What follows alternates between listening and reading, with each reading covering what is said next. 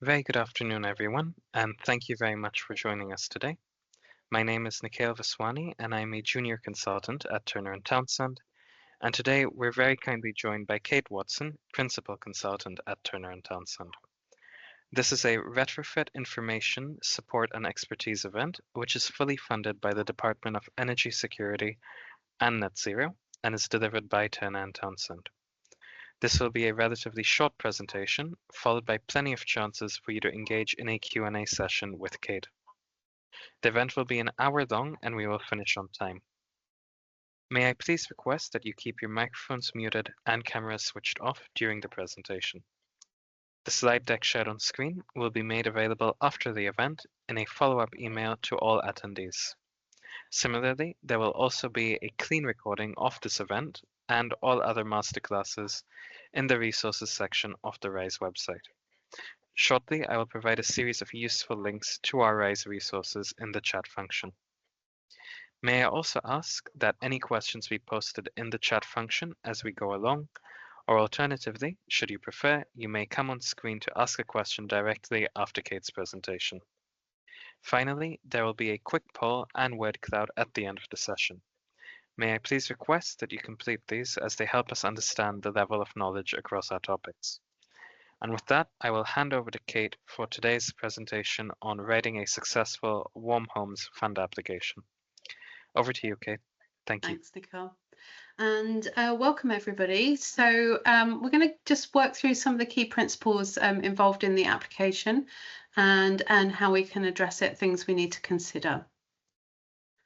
So this is thinking primarily about the Challenge Fund request form. So if you're here primarily because you're doing a strategic partnership form, this may not be the masterclass to be on, but just to make sure that you are here for the right one.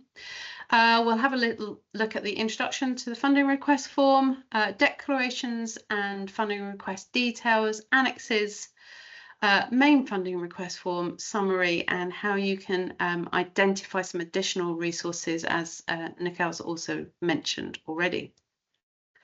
So it's just a summary slide of the Warm Homes funding. We'll just go through this briefly. The Warm Homes plan is to upgrade around 5 million homes to help us get to net zero by 2050, progress towards that statutory fuel poverty by 2030 target. And the schemes target low-income households and social homes. And there is a performance aspiration to get to EPC Band C for all of our projects where possible. So the government-funded schemes and available to local authorities, combined authorities, registered providers of social housing and registered charities. Properties need to be on the whole starting at EPC D or lower. There is a small exception, particularly on the social fund, where you can have up to 10%. And we'll be looking at energy efficiency upgrades and low carbon heating as a priority. So that's just a reminder of the scheme details if you needed it. Okay, let's have a look at the Challenge Fund funding request. So the funding request is open now. So if you are ready to submit, it's all ready to go. But don't worry, we don't need to submit immediately. We've got until the 25th of November, midday on the 25th of November. I believe 25th of November is a Monday. Hopefully none of you are going to be working over the weekend to get this ready to submit. So where you can have things ready to upload, ideally before the Monday and in one go. I don't want you to lose things. I'm not sure if there would be an option to upload in separate items. So key principles: all funding requests which meet the minimum requirements will be awarded some funding. And you might ask, what are the minimum requirements? So you need to kind of fill in the form with the right information, and providing you fill in the form with the right information, you should be able to receive some funding. So minimum requirements. And just as a reminder, the Challenge Fund approach is a phased approach to delivery. So this is where you'll need to get approval of your first phase application before you can move into the delivery phase, and you'll have multiple phases of applications for delivering throughout the 3-year period. And that might be you have 2, you might have 10. It really depends on how you set up your program to deliver that information. Okay, let's move on to the next section. So here we've got a bit of a process flow about who does what at what point. So all the blue items are applicant requirements, and then everything in green is the department or parties working on behalf of the department. So this is really tiny on my screen. Bear with me, I'll bring it up on another screen. So the first one, you've got Wave 3 guidance, read that, seek support from RISE. Hopefully everybody has already started their process of getting support from the RISE team. You then submit the application to the department. Your application will be assessed. The conditions and possible variation of grant funding will be communicated to anybody, and then you'll have a grant funding agreement, and then you go into this next phase where you unlock the phase request process. And as you can see, you prepare your phase request, looking at the retrofit assessments, resident engagement and necessary procurement activities. You submit that phase request, and if it passes, you can go and deliver. If not, you have to go back round in that loop until such time you're presenting the information that demonstrates you're ready to start delivering. So I know that for some people that might feel like it's a bit of a slow process, but what it really enables you to do is make sure you've got information ready, the information you need to start delivering. I think in the past we've had programs where you're successful, you get the funding given, and then you've got a 8 or 9 month period where you're going through procurement and trying to get people signed up to the program. And so actually you can start all of that stuff without having to worry about meeting delivery targets, because you've said we're not going to start delivery until, let's say, September next year, because you've got to do procurement, because you've got to get people on board. And so it allows you to do that activity. So there should be less of a I wouldn't say that less of a rush, because you've still got to do the same sort of work, but less of a requirement to demonstrate delivery, because you've been very clear about when you will be delivering. Okay, let's move on to the next slide. So let's have a look at some of the things on the funding request form. So the first point here is, if you haven't seen it already, please do go to the government website. So it's the Warm Homes Social Housing Fund website page, and I think you can link through from here. I'm not going to go while we're on this call, and you will come to the page with the information on. And if you download that, it's definitely worth having a look through before you get to that point where you need to start writing things, so you understand the sort of things that you're being requested to provide. So the form consists of an Excel spreadsheet. There are a lot of different tabs. And I just say the form also is there for different funding streams. So you have strategic partners funding stream request, and you have the challenge fund request. And there is also a separate form for the individual funders, so the individual applicants and consortium applicants. So please do make sure you have the right document downloaded for the purposes of how you intend to apply. So the funding request consists of 5 types of questions. Declarations, so these are normally a yes/no statement confirming agreement with a particular statement. Please do make sure you double check that you have said yes or no to all of those. It's very easy sometimes to miss one of them out, and we wouldn't want you to miss out on funding because you didn't say yes or no.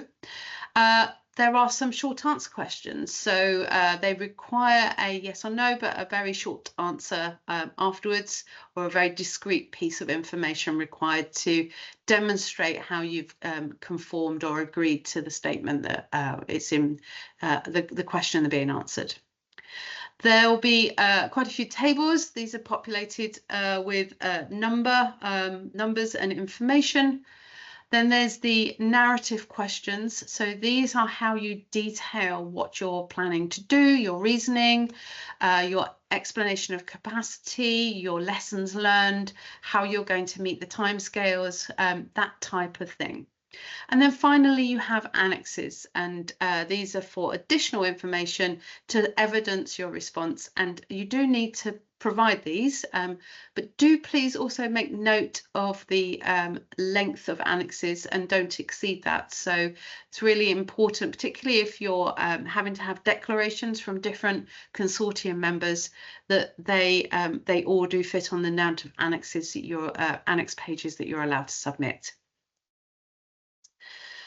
Okay, so there are two different scoring criteria, which are each in separate question provides an indication of what the scoring criteria is. So there'll be questions where the answers you provide help the department understand the necessary information for different projects. So they're not marked, but it is important that you provide that information.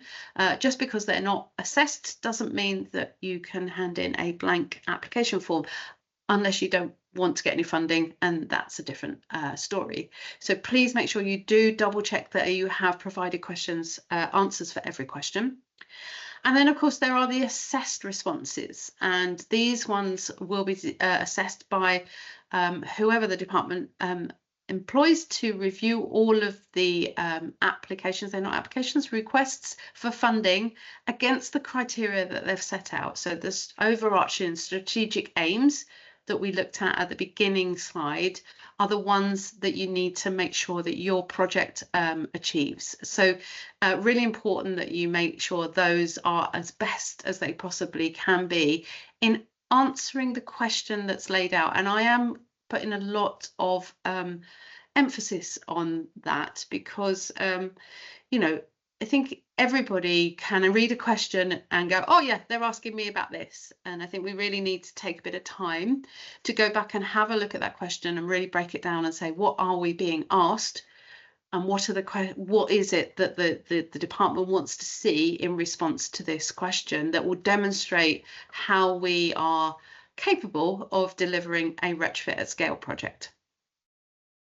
Okay, let's move to the next section. So the next section is looking at those declarations for funding requests. It's pretty straightforward. So they're yes, no questions. You do need to provide an answer. So you'll seek information from the lead applicant, particularly if you're a consortium applicant, about the different members of your consortium, but also the location of where you are, any funding you've previously received, and contact details for the lead applicant. Annexes. The annexes session, again, there are not templates for all of the annexes. I don't think there's templates for any of the annexes actually, so please be aware of that. So this is for you to provide something that you can draft yourself. So the project plan, if you have a standardized way of doing a project plan, you have a perhaps MS Project or some other tool that you use for developing a project plan, please feel free to provide that when you update this. We also help provide a project plan. We can use the one we support you with in our one-to-one support. We have got a version for sort of delivery side of things, which can help you think about what you need to do. And you do need to think in some detail about what should be included in your project plan. So you certainly need to have a look at those phase requests. They're really fundamental to the challenge fund application, so you need to make sure that they're set out. You need to demonstrate that whatever you need to do to be able to submit that challenge, that first phase request, is in place. So if you need to have demonstration of having done retrofit assessments, that people are signed up, that you have a contractor on board, make sure you put those in the project plan as sort of items that will be completed before you go forward with that phase request. Okay, the next one is evidence that you have secured co-funding, and any demonstration of a blended funding approach. So perhaps you might want to use another funding stream that you're working with. It could be, I don't know, let's use ECO as an example. So you'll need to demonstrate how you're going to use that, what it's going to be used for, i.e. not subsidising a measure that's going to be funded through the SHF funding, and that you've got approval from your director or your board for the amount of co-funding you are requesting. Please do double check that you have the ability to draw down that funding in a new year, accrue it and carry it over if it's not spent in the financial year. I am aware of in previous rounds where people have been very limited to spending co-funding in a particular year, haven't spent it, and they've not been able to carry that forward into a following year. If that applies to you and you're not able to do it, then you'll need to really consider how you allocate your delivery plan to achieve the spend that you need to do. Obviously, also bearing in mind the preference from the department about doing a roughly third of funding, grant funding spend for each of the financial years. Risk and issue register is uploaded to the portal.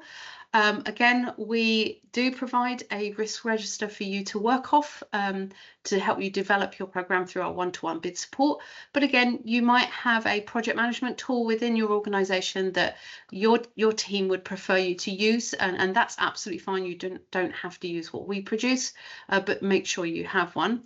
I will also add to this that if you can have your fraud plan as well, fraud risk assessment, you could be another tab perhaps on this, that will need to be uploaded too. And then you need to evidence to demonstrate your confidence in delivering the project. And that is a separate document, so they all get uploaded to the application portal. And I'm really sorry, I'm just going to have to let the cat out. Just bear with me 1 minute. Sorry.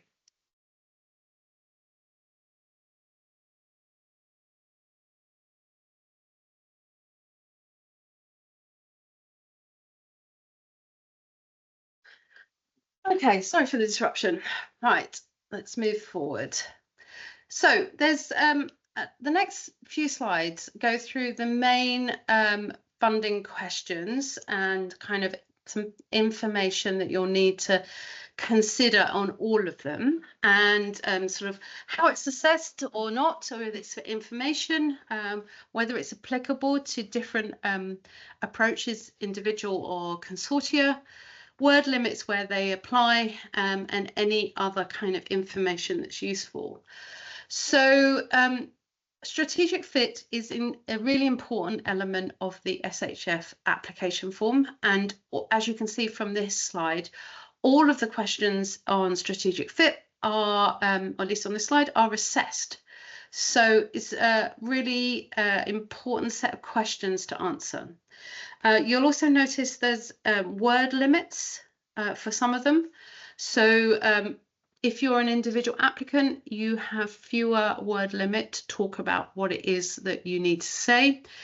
With consortia, you have a bigger word limit, but you also perhaps have a bigger variety of applicants and stages and different approaches that are going to be taken. So let's just have a quick look. 2.1, please outline the kinds of energy efficiency and heating measures you intend to install through this project. So you'll need to think about how they are relevant to the strategic aims and to the measures that are listed in the appropriate measures that you can install, particularly when you're looking at that low carbon heating. I am going to say that I think if lots of people want to install high heat retention storage heaters as the low carbon heating, you will have to justify why other low carbon heating types are not applicable. That is the lowest on the rung ladder of preferred options for low carbon heating. So please do investigate other options before you sort of adopt that easier approach one. Certainly they will have their uses in certain environments where heat pumps or communal heating systems can't be installed. The total number of homes to be upgraded in the programme, Seems like a straightforward one, but do make sure you've added that up correctly. Total number of homes to be upgraded broken down by consortium member. So obviously, if that doesn't apply to you, you're not a consortium, you won't do that one. And there's a table there to provide the information. The total number of homes upgraded to EPCC, this is really important.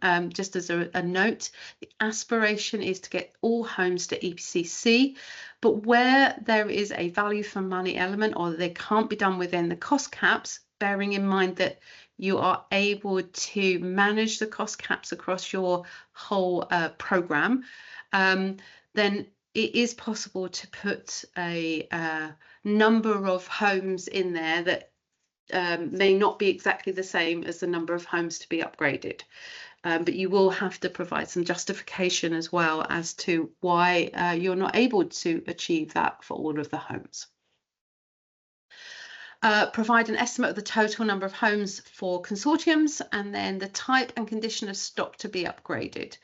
So that would be, you know, sort of high-rise, traditional construction, that type of information. And again, we've got an individuals, and there's probably, I'm guessing, one for the consortium as well. As I said here, we've got one for the consortium as well. And I think, yeah, as it says, if you haven't included any homes in the other field, please break this figure down according to the different other property types, specifying what each of them are. So that helps you if you can't complete the ones that are already pre-populated, then you've got that option there. And then another question for both, slightly more word limit for consortia. How have you arrived at the assessment of the stock conditions set out above? Provide a comprehensive plan detailing your approach to considering the needs of residents and overall resident engagement. So we'll just address those. I think stock condition is sort of two-pronged, if you like. So firstly, I would say there is the traditional version of stock condition. What kind of condition is the property in? How much preparation work are you going to have to do, enabling works, before you can do some retrofit? And then there's the, are you aware of the EPC rating and the current performance of your properties that you're putting forward? So you need to demonstrate how you've come to that decision. And so if you are using a third-party supplier that does various different data analysis, you might want to mention in that how you've come to those, you know, you're using this data analysis tool and you've got, I don't know, 75% confidence in the information that's provided. You know, where you've got 25% confidence, it's on X, Y, and Z reasons, and because of this, you've got a spare set of, I don't know, 50 homes lined up for, you know, if they come back with EPCCs already at that point before you start working.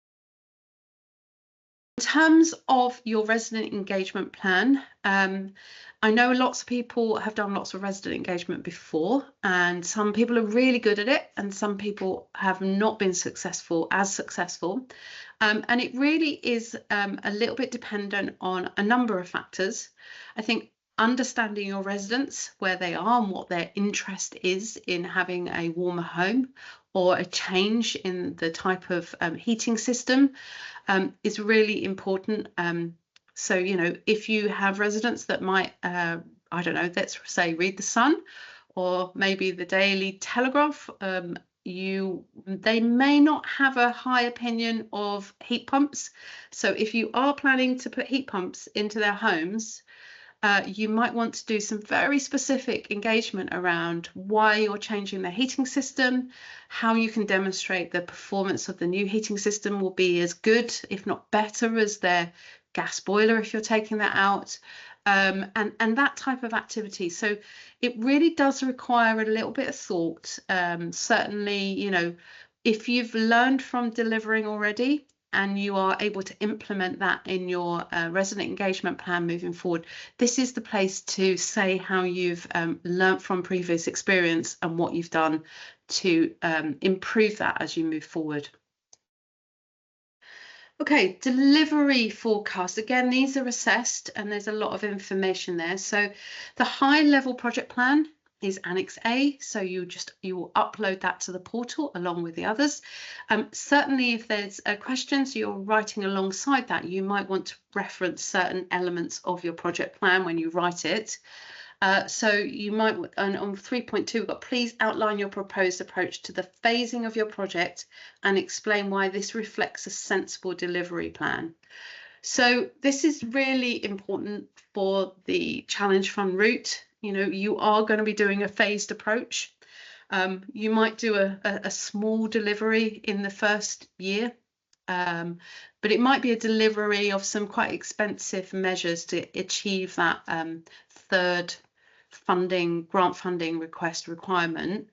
But then you might expand it out in the following 2 years to a greater number. So it's almost like you might have been using that first year as I wouldn't say as a pilot, but as a sort of test bed of how you can make sure that you're doing the best over a longer term period. Just to reiterate as well that you know, in previous years we haven't been able to be as flexible on the grant funding spend and co-funding each year, but on this program you can flex your grant funding spend and your co-funding spend. So you don't need to match. If you're spending 33% of your grant funding in the year one, you don't have to spend 33% of your co-funding spend in the first year, but you do need to get to the end of the 3-year program and have an equal co-funding spend, unless you're overspending on your co-funding, to the amount of grant funding. So do remember that when you're putting these together. This is your opportunity to explain why you're taking the approach that you're taking. Okay, 3.3, you need to set out when your project will submit each phase request, the start and end quarter of the financial year for delivery of each phase, and the number of homes that will be included in each phase. So this is your best guess at the moment. You will have an opportunity to change this. There is a change control process, but we need to think about it realistically and put in realistic figures right from the get-go. So there's no point saying you're going to deliver like 300 homes in the first year and you're actually not going to be starting delivery until October. You're clearly not going to manage that unless they're very simple measures to be completed. So you know, again, goes back to that project plan, the phased approach, how you can achieve that in each year to kind of meet your delivery forecast, your grant funding request requirement, and achieve that co-funding requirement at the end.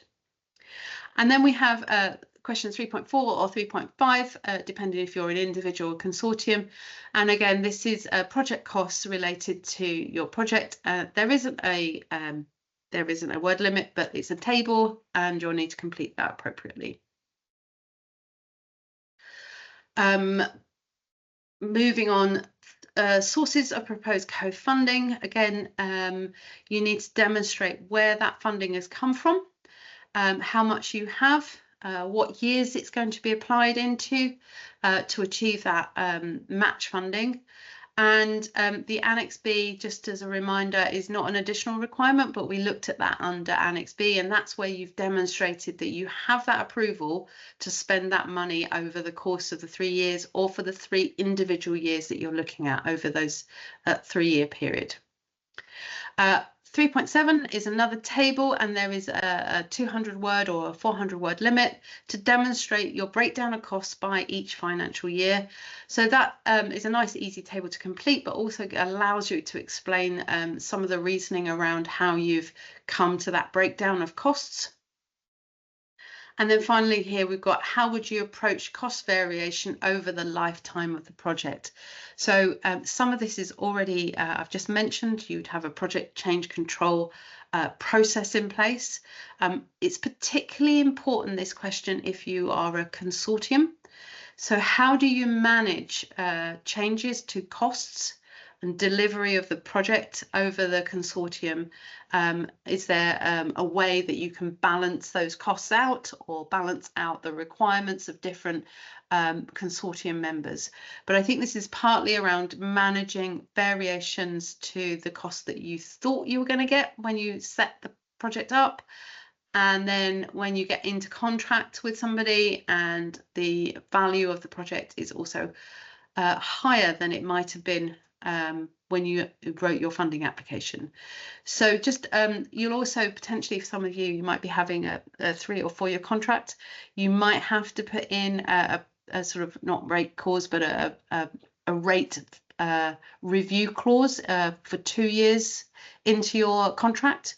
So again, if you know that's going to happen, worth kind of managing that process now, thinking about what you would do if you have this break clause, the costs come back, they've escalated. How are you going to manage those escalation of costs? What would you do? Would you come out of contract? Would you look to do another procurement? Would you have enough co-funding to increase the co-funding if the costs increased? So it's certainly an important question. It's assessed, and it's really important you understand how that could impact your delivery if there are those changes. Okay, section 4, commercial assurance. Again, these all look to be assessed on the whole. They have a word limit again, or a table. So here we've got, please describe in detail your commercial procurement strategy to support the delivery of the project, including any already established contractual agreements or supply arrangements where applicable. So assuming you don't have an incumbent supplier, you would need to be listing out what your process is for going through to procurement, what you anticipate the timelines to be, whether you're using a particular framework.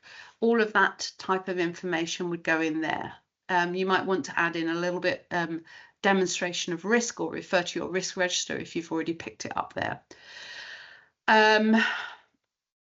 In terms of if you have incumbent contractors, you will need to state whether you have extended the contract, or whether there will be a need to do another procurement partway through the program, and when that will take place, and what your preparations are to minimize the impact to delivery from doing a procurement midway through the delivery program. So the next section, 4.2, is a list of your suppliers. Please do provide suppliers details as much as you can. And it does say where you are consortium to list them by consortium member as well. And then finally, we've got question 4.3 on this one. So your commercial procurement strategy applicants should describe how they will support the delivery of the government's policies with a focus on social value, supporting SMEs, prompt payment, modern slavery, and carbon reduction plans. Again, this is something that you can demonstrate through anything you might already have in place. If you have a sustainable procurement strategy in place, or approach in place, and this is just part of your normal procurement approach, it's much easier to demonstrate that. Social value has been a requirement within local government for quite some time, but you know, there's social value where you go, oh yes, we'll ask you to put social value questions in, but do you make sure that these are managed and delivered throughout the lifetime of the contract? And how do you do that? Can you demonstrate that from a previous contract? If you can't, how are you going to make sure that that happens this time around? I've seen this before where we've put, I think there's probably quite a few years ago now, but as social value was coming in, you put social value question down. It wasn't marked, or it was for information, or you don't have a KPI against it. So how do you measure the outcome of whether you've got the social value from it? A lot of you will probably have the modern slavery policy. If you don't, certainly have a look at what it entails. Prompt payment, this is obviously particularly for smaller contractors, making sure that there isn't a delay in payment. This is something you probably come up against previously. You know, when you complete a project, it then needs to go and be registered on the data warehouse with Trustmark. And there's quite often a time period that it takes for information to come through. So again, if you are going out to procurement, you know, what can you write into your procurement that says to your contractor, well, you know, I really want to do prompt payment, and this is our payment terms, but we do need X, Y, and Z from you in order to achieve these prompt payments. Otherwise, you know, we reserve the right to delay payment until we've received proof of installation and sign off, or whatever it is that you need. So it's always useful to write that into your procurement if you can, because that helps, like, you know, set the terms of your contract with the contractor, and it will help you with your reporting process as well. Okay, the final assessed section, I think it's the final one, but that famous last words, it could be a section 6, I don't think there is. Section 5, looking at delivery assurance and evaluation. So question 5.1 again refers to Annex, an addition, or it says Annex C here, which is your risk register. So please make sure you do upload all of the annexes, and probably worth you recording your documents as annexes A to D and making sure that they are there when you've uploaded everything. 5.2, please explain how you will manage this project to deliver to time, quality, and cost. So this is about your internal governance processes and your project management processes and systems. So you really do need to understand, you know, how you manage consortium members if you are a consortium, what that structure looks like, how you're going to get reporting from them to make sure that you can report in time as a lead, how you can, what happens if you can't meet the timescales that you've set out, what's your change control process, do you need to have any internal sign-offs for changing co-funding from one year to another? These are all things you need to be considering how you're going to manage it, what team you have in place, that type of thing, you know, their experience all comes into play here.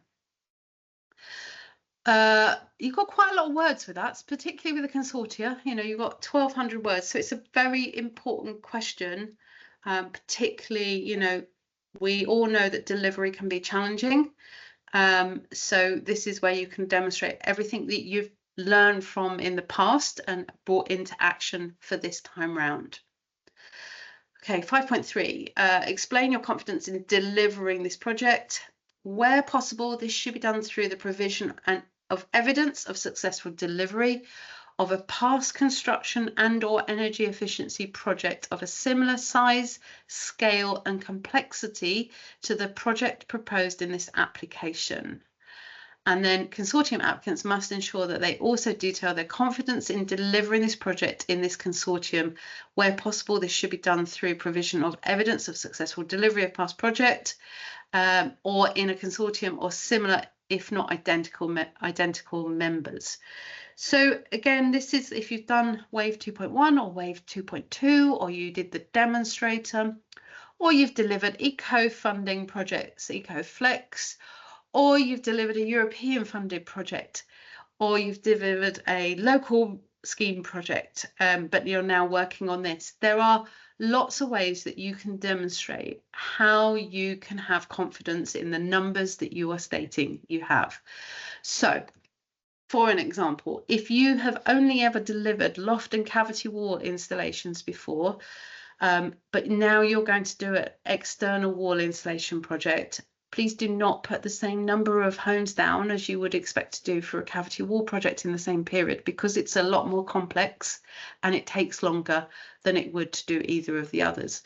But you would need to demonstrate that you understand what the differences are and the timescales, and that you have pulled this together with that in place. Similarly, if you are going to replace on gas heating for low carbon heating, you know, think about how that's going to take place, the impacts that might be required, you know, if there's planning issues, how you're going to get over those planning issues, and how you've factored those into the proposal to take forward. Less words, so it's, you know, pretty concise piece of work, but it is to demonstrate you have the experience, the knowledge. You can differentiate between the different complexities of different measures and the likely resistance that you're going to have from residents, and perhaps impacts the weather might take, any potential issues with delivery of items, materials, that type of thing. It demonstrates that you know how to do this type of work, you understand what the risks are that are involved, and you have a process in place to manage them. Okay, I think, we've got 2 more slides for here. So 5.4, how do you plan to manage the delivery of the project across consortium members? So again, that is just for consortium members. That's where you really demonstrate how you manage your consortium, your governance structures. Managing public spending. So it's applicable to both, but it's for information only, so it's not marked. 5.6 only applicable if opted yes to question 5.5.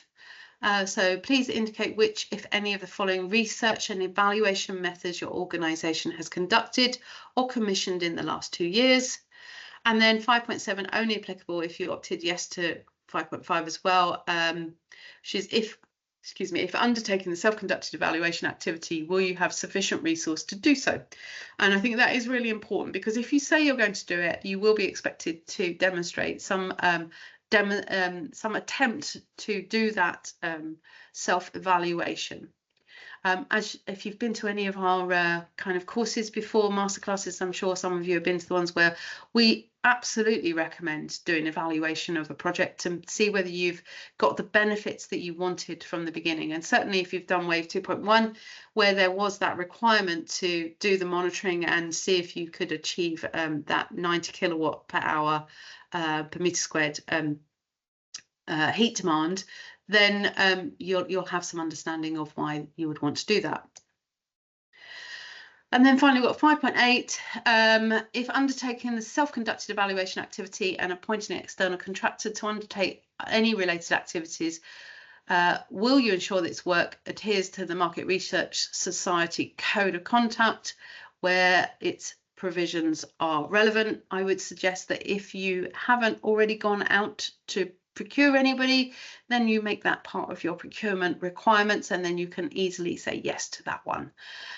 Do you have any plans to evaluate the progress and impact on your project independently, in addition to the independently commissioned evaluation and self-conducted evaluation criteria? So again, that one isn't necessarily a requirement, but is useful, and you can demonstrate what measures you are going to take to do that evaluation. So that's a really quick run through a lot of questions and a lot of information, and I'm very keen that we finish quite soon so you have some time for some questions.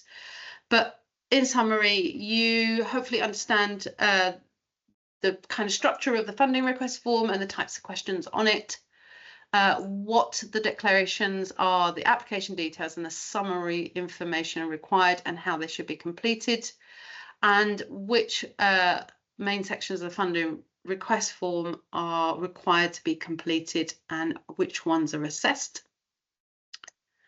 And then finally, we have some resources here. And I think, Nicole, you're going to drop some information into the chat. Is that correct? That's right, Kate. It's all in the chat. Okay. So Nicole's put some information into the chat. I think we've got a couple of questions in the chat. And then, Nicole, you've got to drop off soon. So I think, Nick, if you want to put the feedback questions in and word cloud, do that as well. Sure thing. And before I do that, I just wanted to say a massive thank you, Kate. It was a really insightful welcome. presentation on perhaps the primordial stage of a retrofit journey, applying for the actual funds. So thank you for sharing your expertise with us. And thank you everyone for joining.